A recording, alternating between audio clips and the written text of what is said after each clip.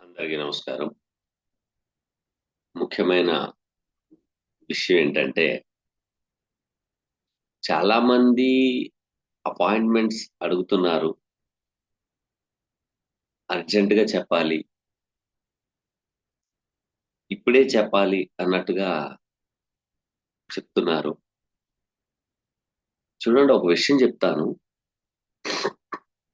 మసిపూసి మారేడుకాయ చేసేసి, మీ దగ్గర డబ్బులు తీసుకొని, మీ టైం వేస్ట్, నా టైం వేస్ట్. అంత అవసరమా? అవసరం లేదు. ఇప్పటికిప్పుడు అయిపోవాలి అంటే నేనైతే చెప్పలేను. ఉన్న వాస్తవం చెప్తున్నా. ఏదో యాప్‌లో చూసేసి చెప్పేసి మీకిలా అయిపోద్ది, అలాగైపోద్ది అని చెప్పే రకమైతే నేనైతే కాదు. ఎందుకంటే చాలామంది అడగడంలో తప్పు లేదు. దాదాపు 18 మందికి అపాయింట్‌మెంట్స్ ఇచ్చున్నాను. వాళ్ళకి చెప్పాలి. వాళ్ళకి చెప్పాలంటే హడావిడిగా వృత్తిరీత్యా బిజీగా ఉండి హడావిడిగా వచ్చేసి మీ దగ్గర డబ్బులు సంపాదిచ్చేసుకుందామని ఏదో 4 మాటలు జెప్పేసి డబ్బులు సంపాదిచ్చేసుకోమంటారా? ఎందుకంటే నేను ఎవ్వరి మాట వినను. ఫస్ట్ ఆఫ్ ఆల్ నేను ఎవరి మాట వినను. నాకొక ప్రశాంతత కావాలి. డెప్త్‌గా ఆలోచించే సమయం కావాలి. ఏదో డేట్ ఆఫ్ బర్త్ ఇచ్చేసాం. టైము, ప్లేస్ ఇచ్చేస్తే జాతకం చెప్పేస్తారంటే చెప్పేవాళ్ళున్నారు. నేను అంత నాలెడ్జ్ కలిగినోడినైతే కాదు. నా నాలెడ్జ్ ఎంతవరకంటే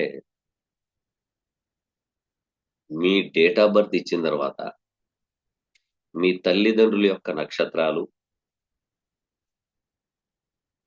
మీ సంతానం యొక్క నక్షత్రాలు, ఒక్క జాతకానికి మీ నక్షత్రాలు, మీ సంతానం యొక్క నక్షత్రాలు.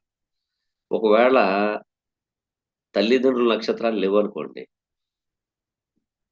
అతనితో పాటు పాపో, బాబో ఎవరో ఒకళ్ళుంటారు కదా!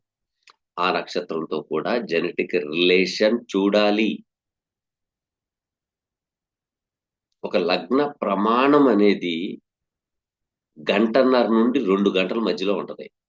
మీరు ఎన్ని గంటల, ఎన్ని నిమిషాల, ఎన్ని సెకన్లకి తల్లి గర్భము నుండి తొలి శ్వాస తీసుకున్న సమయం ఎలా తెలుస్తది?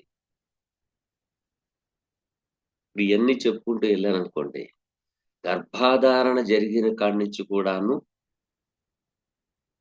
మనం చెప్పొచ్చు. కానీ అంత లోతుకి ఇప్పుడు చెప్పేవాళ్ళు లేరు. చెప్పరు కూడాను.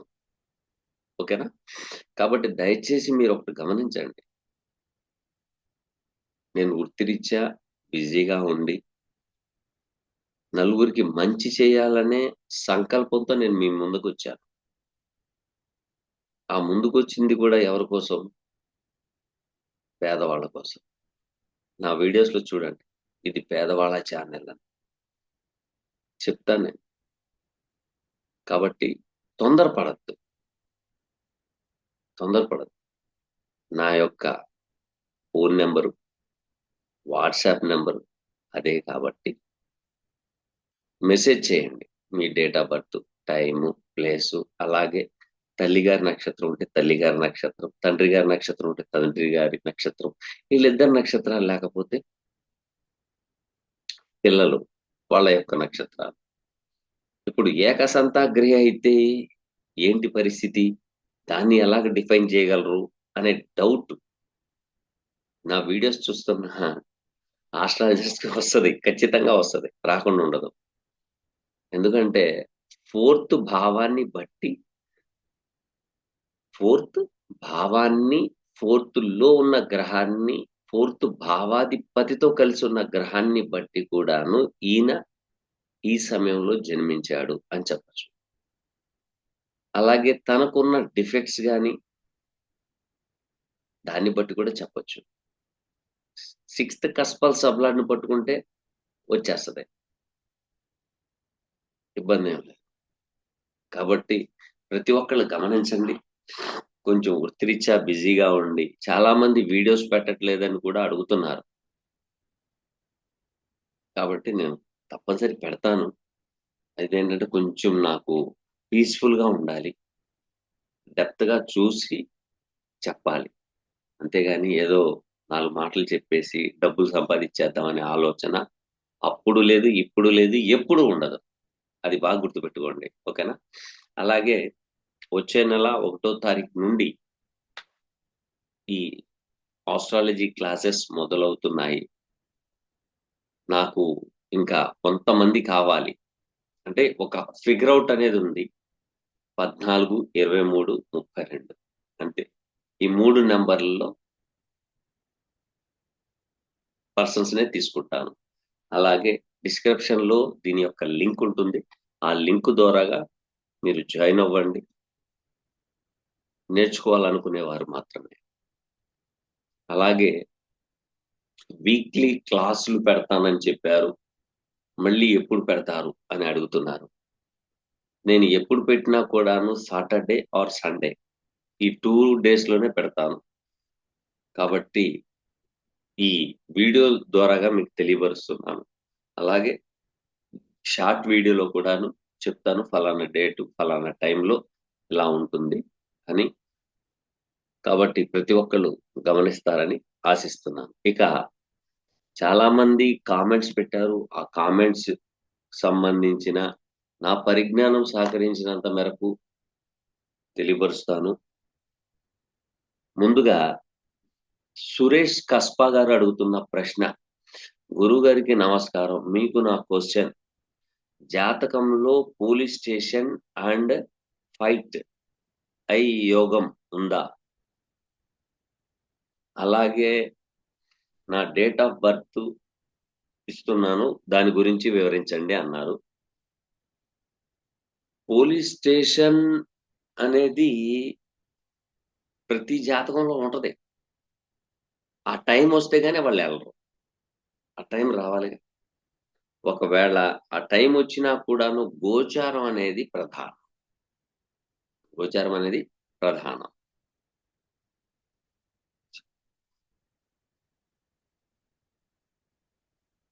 ఈ దిక్కుమాలిన యాడ్‌లేస్తన్నారండి. యాడ్‌లేసి మా ప్రాణం తోడుతున్నారు.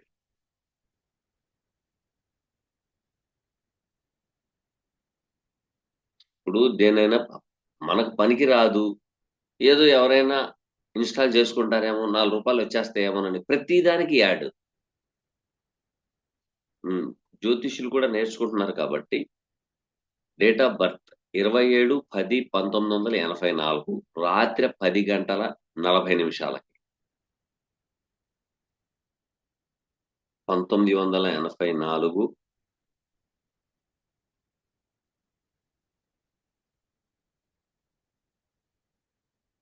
పదో నెల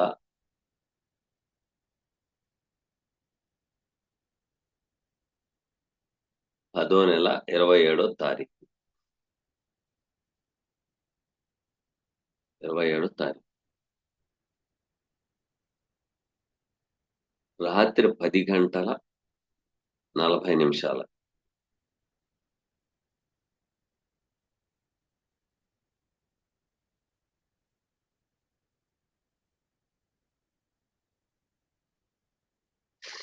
సురేష్ కస్బా గారు, మీ యొక్క జాతక పరిశీలనలో ఏముంది అంటే ఇక్కడ చూడండి.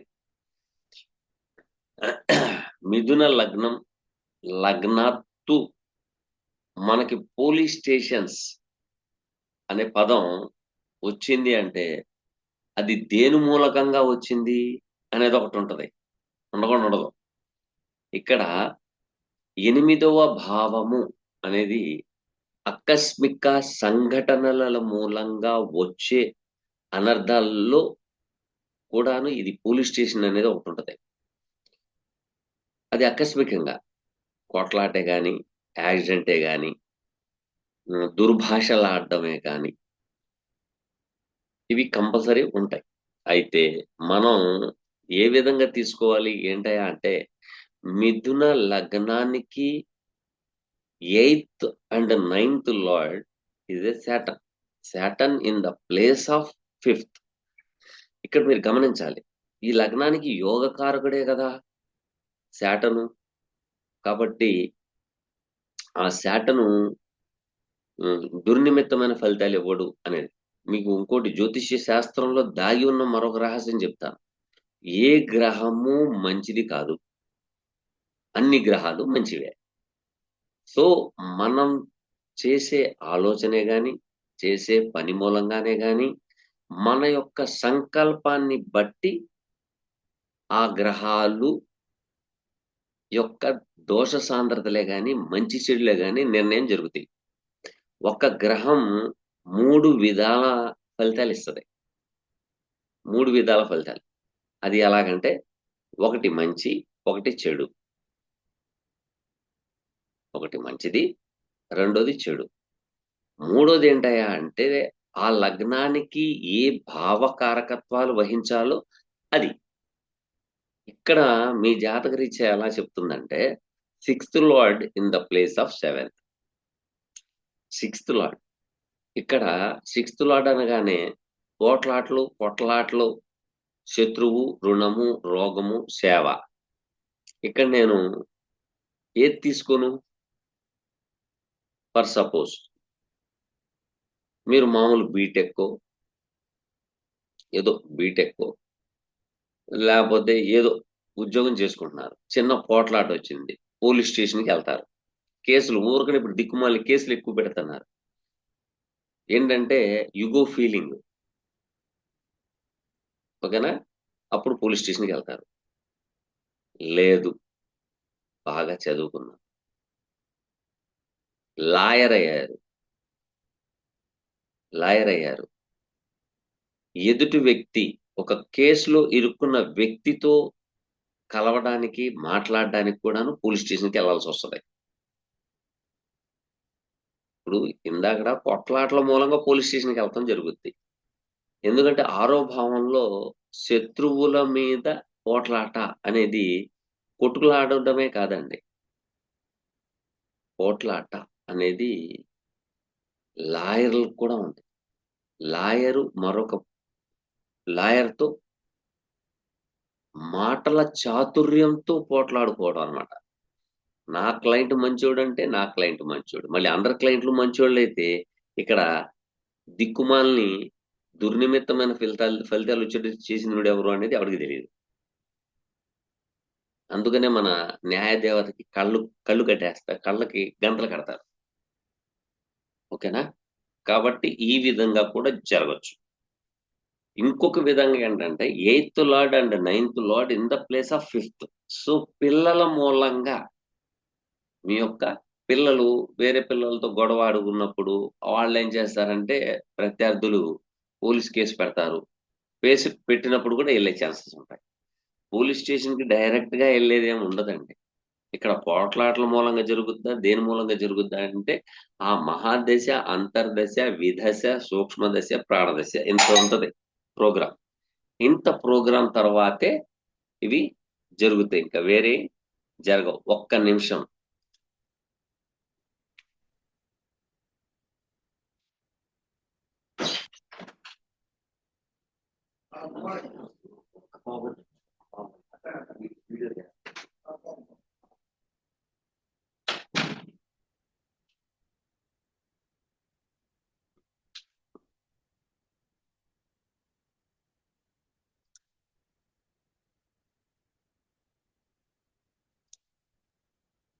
ఉంటే ఈ విధంగా కూడా జరిగే అవకాశాలున్నాయి. కాబట్టి మనం జాగ్రత్తగా ఉండడం, లాయర్ చదివినా కూడాను పోలీస్ స్టేషన్స్, కోర్టులకి ఎళ్ళే యోగాలు లాయర్ మూలంగా కూడా ఉంటది.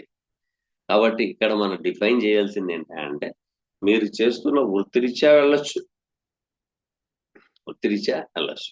రెండోది కుజుడు భూకారకుడయ్యారు. సో, భూమి వివాదాల మూలంగా కూడాను పోలీస్ స్టేషన్స్, కోర్టు వ్యవహారాలకెళ్ళే ఛాన్సెస్ కూడా ఉన్నాయి. కాబట్టి తగు జాగ్రత్త వహించాలనేదే నా యొక్క సూచన. థాంక్ యూ అండి. Next question. నెక్స్ట్ వచ్చాను. రామకృష్ణ గారు అడుగుతున్నారు. నమస్కారం సార్. కులదైవం అనుగ్రహం లేకపోవడానికి ఏమి ఎన్ని ఎన్ని మొక్కులు సార్? దయచేసి కొంచెం తెలుగులో పెట్టండి మెసేజెస్. కొంచెం నాకు ఇబ్బంది ఉండదు. ఉన్న వాస్తవం చెప్తున్నా, నాకైతే ఇంగ్లీష్ రాదు. ఏదో కొద్దో గొప్పో వచ్చిన ఇంగ్లీష్‌తో అలా కొట్టుకెళ్ళిపోతున్నాను నేను. ఇప్పుడు ఏమి రానోడు వచ్చినట్టుగా మసిపూసి మారేడుకాయలాగా ఇంగ్లీష్‌లో అలా చేసుకుంటూ పోతున్నాను. కాబట్టి కొంచెం తెలుగులో పెడితే బావుంటుంది. కుల దైవము మొక్కుల గురించి అడిగారు. చూడండి, కష్టాల్లో ఉన్నప్పుడు సహజంగా అందరూ మొక్కుతారు. కానీ మొక్కేటప్పుడు మీరు తీసుకునే సంకల్పం చూసారా? ఆ సంకల్పం అనేది ఉండిపోతుంది. కానీ మీరు ఎప్పుడైతే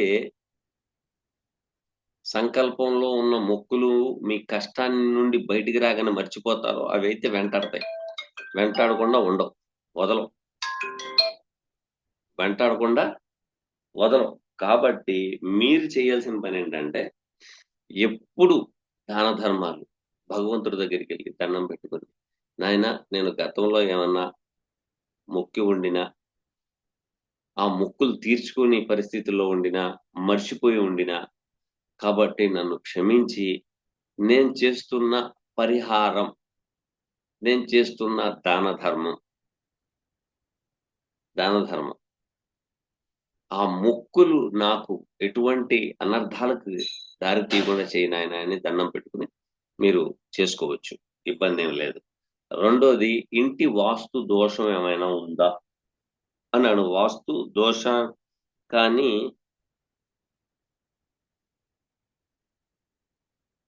ఎవరి జాతకంలోనైనా ఎలా చూడాలి అని అడుగుతున్నారు. అయితే ఈ కులదైవాలు, గ్రామ దేవతలు, మొక్కులు ఇవి అన్నీ ఉంటాయండి. అవి తీర్చకపోతే దాని యొక్క దుర్నిమిత్తమైన ఫలితాలు అనుభవించక తప్పదు. కాబట్టి కులదైవం ఉండినా కూడాను రోజు వాళ్ళకి ధూప, దీప నైవేద్యాలు పెట్టుకోవచ్చు. ఇక వాస్తు దోషాల గురించి కూడా చెప్పండి అంటున్నా. 4వ భావములో 4వ భావాధిపతి మోస్ట్ ఇంపార్టెంట్ వాస్తు ప్రకారంగా. 4వ భావం అంటే భూమికి సంబంధించింది, కన్‌స్ట్రక్షన్స్‌కి సంబంధించింది కాబట్టి. సో, 4వ భావాధిపతిని బట్టే మీ యొక్క దిశ నిర్దేశింపబడుద్ది. అలాగే భిన్నాష్టక వర్గు, సర్వాష్టక వర్గు కూడాను ఈ వాస్తుకి తీసుకోవాల్సిందే. తర్వాత శని మోస్ట్ ఇంపార్టెంట్ వాస్తుకి. అది ఎవరు చెప్పరు మీకు. ఈ శని అనేది ఎందుకు తీసుకుంటున్నారు కారణం ఏంటంటే, బాత్రూమ్స్, బాత్రూమ్స్ ఎక్కడ కట్టాలి? ఎలా కట్టాలి? ఇంటికి ఏ రంగులేయాలి? ఏ రంగులేయకూడదు? అసలు స్థలం పూర్వపు స్థలం ఏంటి? ఈ స్థలంలో మనం ఎందుకు నిర్మిస్తున్నాం? ఈ నిర్మిస్తున్న ఇంటి నిర్మిస్తున్న స్థలంలో శల్య దోషాలేమైనా ఉన్నాయా? ఇవి చాలా పెద్ద సబ్జెక్ట్ అండి అది. అది ఊరకనే ఏదో మసిపూసి మారేడుకాయ చేయమంటే చేసేస్తా నేను కూడాను. అది పెద్ద విషయం కాదు. వద్దు. అలా చేయడం వలన వచ్చేది, ఒక జ్యోతిష్యుడిగా, ఒక వాస్తు సిద్ధాంతిగా చెప్పేదేంటంటే, దాని యొక్క ఎఫెక్ట్స్ అనేది మాకొస్తాయి. మా మీదకొస్తాయవి. ఎందుకు? మీకు తెలుసుకున్న తర్వాత చెప్పాలిగా. నలుగురికి జ్ఞానం పంచమన్నారు. అంతేగాని, ఆ జ్ఞానంతో మిమ్మల్ని ఇరకాటంలో పెట్టమనలేదు. సో, వాస్తురీత్యా కూడా చూసుకోవాల్సిందే. ఎందుకంటే, జ్యోతిష్య శాస్త్రంలో వన్ ఆఫ్ ది పార్ట్ వాస్తు శాస్త్రం అండి. సో, 9 గ్రహాలని బేస్ చేసుకోవాలి. 4 భావాన్ని బేస్ చేసుకోవాలి. ప్రతి గ్రహానికి ఒక ఎలిమెంట్ ఉంటుంది. ప్రతి గ్రహానికి సంబంధించింది వాస్తు ప్రకారంగా ఇంట్లో ఏ విధంగా పెట్టుకోవాలి? ఏ డైరెక్షన్‌లో పెట్టాలి? ఏ కలర్స్ వేయాలి? ఏ కలర్స్ వేయకూడదు? ఇంట్లో నలుగురుంటారు. నలుగురికి 4 రకాల కలర్స్ ఉంటాయి. ఇప్పుడు ఈ కలర్స్ వచ్చిన కాడి నుంచి ఇంట్లో పిల్లలకు కూడాను ఆరోగ్యరీత్యా గాని, మానసికంగా గాని అన్ని విధాలుగా ఇబ్బందులు ఉండడానికి కారణం ఏంటంటే మళ్ళీ కలర్స్ కూడా ఉన్నాయి దాంట్లో. ఓకేనా? కాబట్టి పూజలు, పునస్కారాలనేది కంపల్సరీ చేసుకోవాల్సిందే. సో, ఏంటయ్యా అంటే మీ గ్రామ దేవత ఉంటే ఆవిడ దగ్గరికెళ్లి చెప్పుకోండి. అయ్యా నేను మర్చిపోయి ఉండొచ్చు. దానికి నేను ఈ విధంగా పరిహారం చేసుకుంటున్నాను. నన్ను క్షమించండి అని అడగొచ్చు. త్రికరణ శుద్ధిగా ఉండాలి. అది డిమాండ్‌గా ఉండకూడదు. ఓకేనండి. నెక్స్ట్‌కొచ్చాను. నాగలక్ష్మి గారు అడుగుతున్నారు. మీ వీడియోలకు క్రమం తప్పకుండా చూస్తున్నాను. మీ వీడియో టైటిల్ పేజీపై మీ ఫోటోను కొంత సరిచేసుకుంటే బాగుంటుంది. ఫోటోషాప్ చేసిన చేసిన వారు చేయగలరు అనుకుంటున్నాను. ఈ సూచన మిమ్మల్ని నొప్పిస్తే క్షమించండి. మా మీరు అడ్వైజ్ ఇచ్చారు. మీరిలా చేస్తే బాగుంటుంది అని. ఓకే. నేను కాదనట్లేదు. చేస్తాను. అయితే ఏంటంటే, నాకు కొంత ఈజీగా వచ్చేటట్టుగా ఉన్న మెథడ్ అది. కాబట్టి అది చేస్తున్నాను అంతే. రెండోదేంటంటే, మాకు అంతగా ఫోటోషాప్ గాని, ఆళ్ళు గాని ఎవరు తెలీదు. ఎందుకంటే తెలిసిన కాడి నుంచి ఏమవుతదంటే, మాకు కూడా చెప్పండి. మంచి చెడుల గురించి అడగడమే మొదలెడతారు. ప్రతి మనిషి నాలాంటి వ్యక్తి దొరికితే వాళ్ళేం ఆలోచిస్తారంటే, ఈయన ద్వారాగా నేను లాభం పొందాలి అనుకుంటాడు. కానీ లాభం పొందాలి అనుకునే గ్రహాల అనుకూలత ఆయనకుందా లేదా తెలీదు. ఫస్ట్ యోగం ఉంటేనే అది మీకొస్తుంది. లేతే రాదు. మీకు యోగం లేని దాన్ని యోగం తెమ్మని కూర్చుంటే మేమెక్కడి నుంచి తేము? జ్యోతిష్యులుగా మేమెక్కడి నుంచి తీసుకురమ్మంటారు? చెప్పండి. అందుకనే నేను వృత్తి చేస్తున్న ప్రదేశంలో కూడాను నేనిలా చెప్తానన్న సంగతి ఎవరికీ తెలీదు. చాలా మందికి తెలీదు. 100కి 99% పర్సన్స్‌కి తెలీదు. ఎందుకంటే నేను ముస్లిం. ఈళ్ళంతగా నమ్మరులే అనేది వాళ్ళు లెట్ గోగా ఉంటారు. కాబట్టి మనం ఓకే అమ్మా! ట్రై చేస్తాను. అడుగుతాను. లేదంటే ఏదో యాప్ ఉంటది గదా! ఆ యాప్‌లో నేర్చుకుని అయినా సరే చేయడం మొదలెడతాను. థాంక్ యూ మా. అది పెద్ద తప్పేం కాదు. ఒకటి బాగా గుర్తుపెట్టుకోండి. ఎవరు ఏ అడ్వైస్ ఇచ్చినా తీసుకుంటమే నా ధర్మం. నేను గొప్ప నాలెడ్జ్ గలవాడిని కాదు. కాబట్టి ఎవరైనా చెప్పొచ్చు. ఇబ్బందేం లేదు. ఏ మీ అన్నకో, మీ తమ్ముడికో మీరు అడ్వైస్ ఇవ్వరా? అలాగే నాకిచ్చారనుకుంటాను. అంతేగాని వేరేదేం లేదు. జ్యోతిష్య శాస్త్రంలో అందుకనే నేను చెప్తాను. 4, 8, 12 నేను యూజ్ చేసుకుంటాను అని. ఓకేనా? థాంక్ యూ మా. నెక్స్ట్‌కొచ్చాను.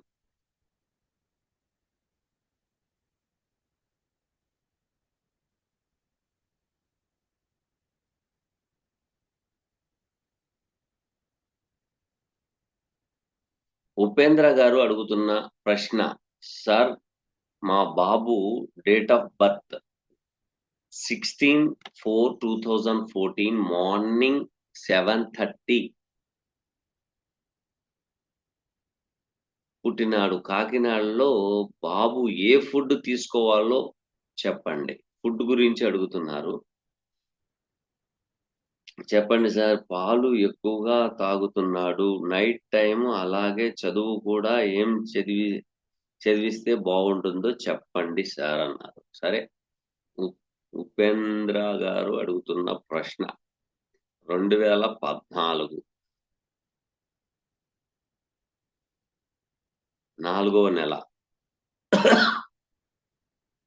నాలుగో నెల 16 తారీఖు.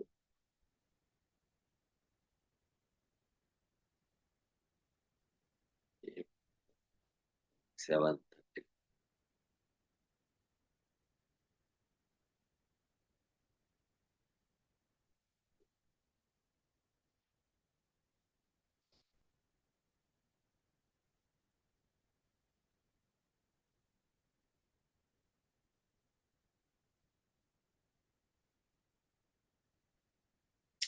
ఉపేంద్ర గారు,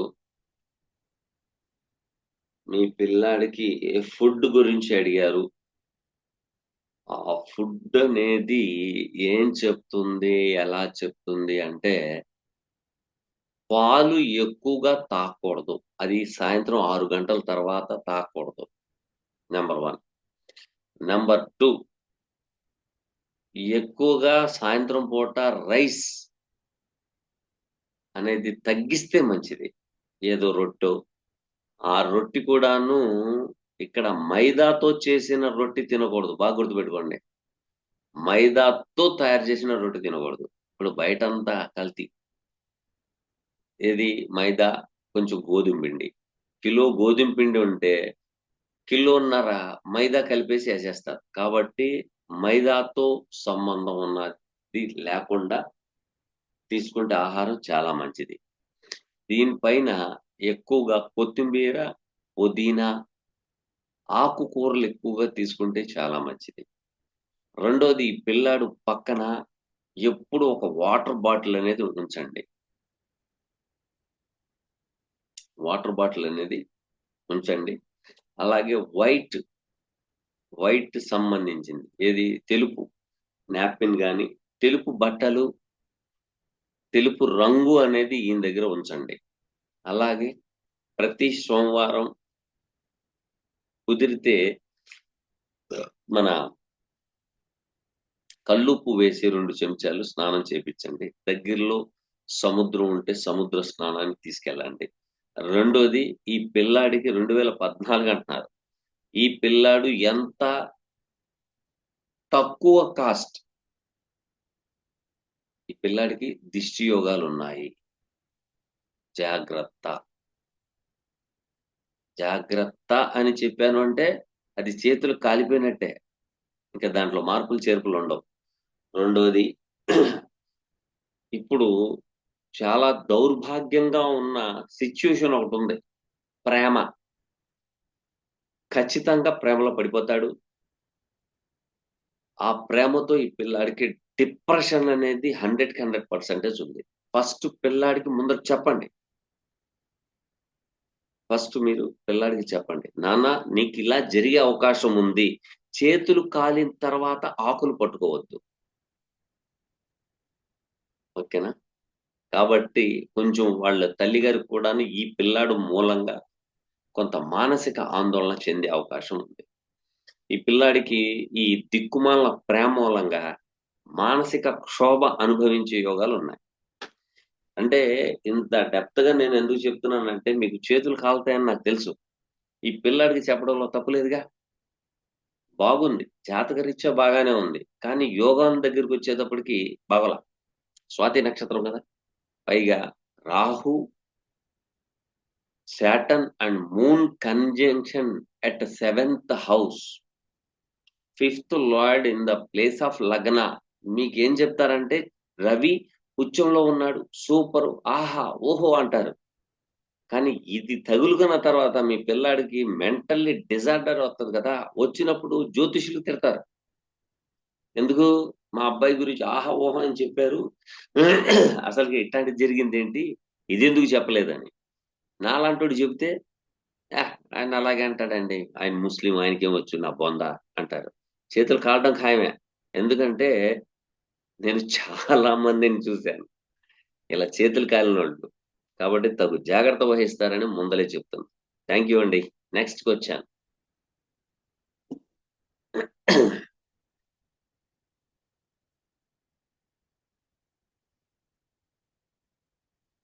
జ్యోతి గారు అడుగుతున్నారు. సార్, మా అబ్బాయి 27/1993, టైము 7:45 ప్లేస్ విజయవాడ. పెళ్లి అవ్వటం లేదు. ఏదైనా పరిహారం చెప్పండి సార్ అంటన్నారు. జ్యోతి గారు, మీరు కంగారు పడవలసిన అవసరం ఏం లేదు. చూద్దాము. దేవుడి దయ వల్ల నా వాక్కు ఫలించి అబ్బాయికి మంచి భార్య రావాలనే నేను మనస్ఫూర్తిగా కోరుకుంటున్నాను. 1993 ఏడో నెల 20వ తారీఖు ఉదయం 7:45.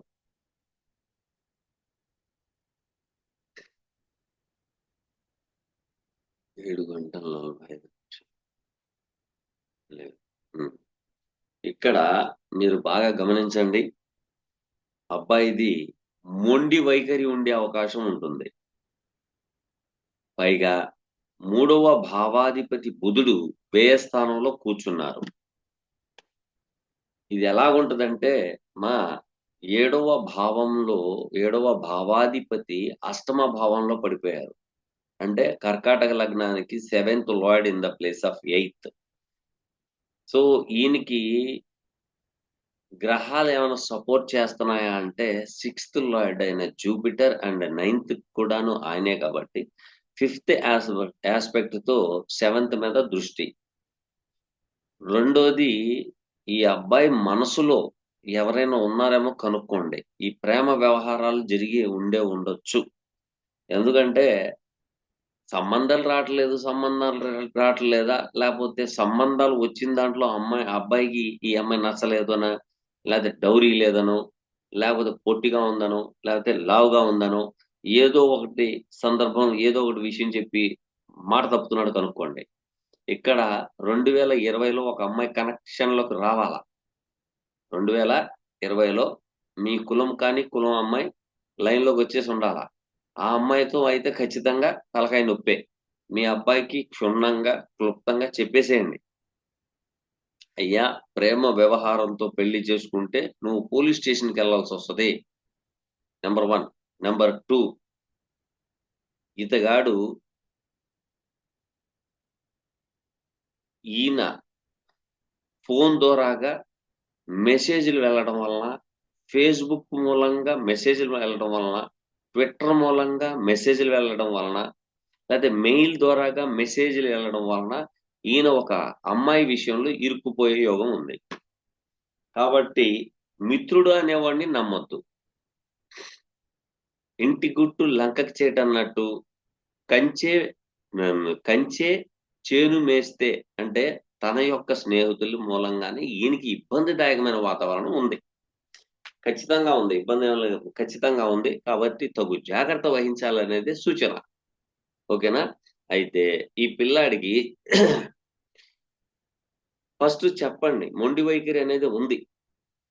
లేకుండా లేదు. ఈ లగ్నానికి పంచమాధిపతి ద్వితీయంలో ఉండడం, పైగా దశమాధిపతి కూడా అయ్యున్నారు.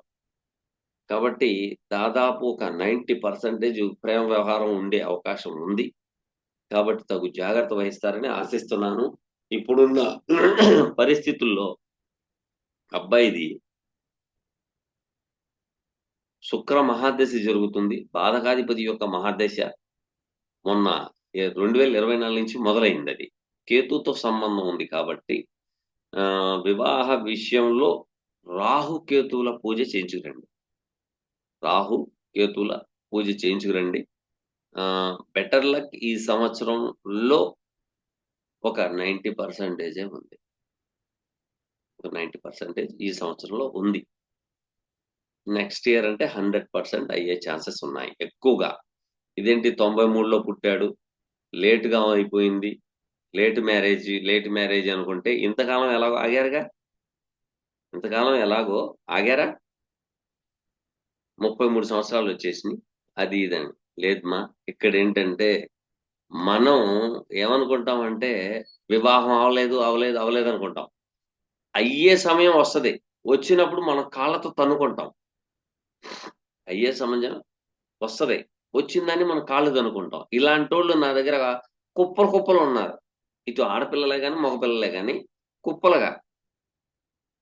ఇప్పుడు వచ్చిన దాన్ని ఒకప్పుడు రూ. 100 జీతం వచ్చి బతికినోళ్ళున్నారు. నెలకు రూ. 100. ఆ తర్వాత 5,000, తర్వాత 10,000, ఇప్పుడు 1,00,000 వచ్చినా బతకలేకపోతున్నారు. పిల్లలు ఈ ఫాల్సీ స్టేటస్‌కి అలవాటు పడిపోయారు.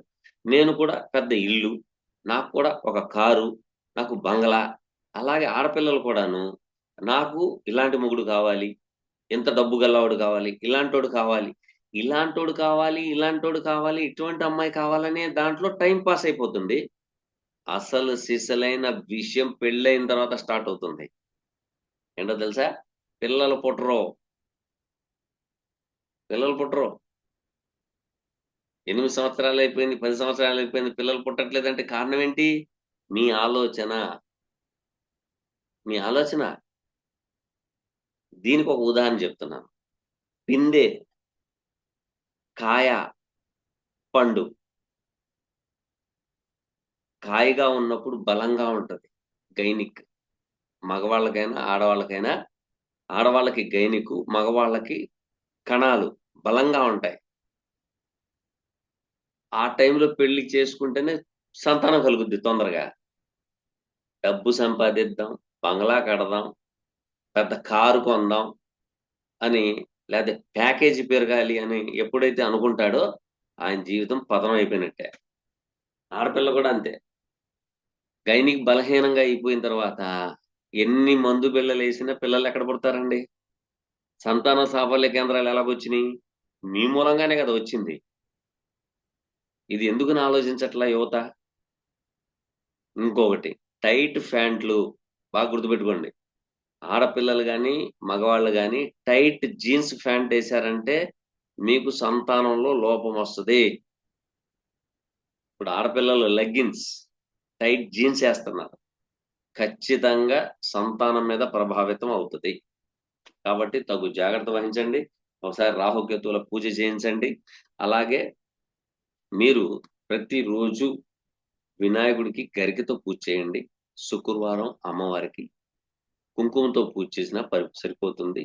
లేదు మహాలక్ష్మి దేవికి ఆరావళి కుంకుమతో పూజ చేయండి. చేస్తే సరిపోతుంది. ఓకేనమ్మా? Thank you. ఇక నెక్స్ట్ క్వశ్చన్.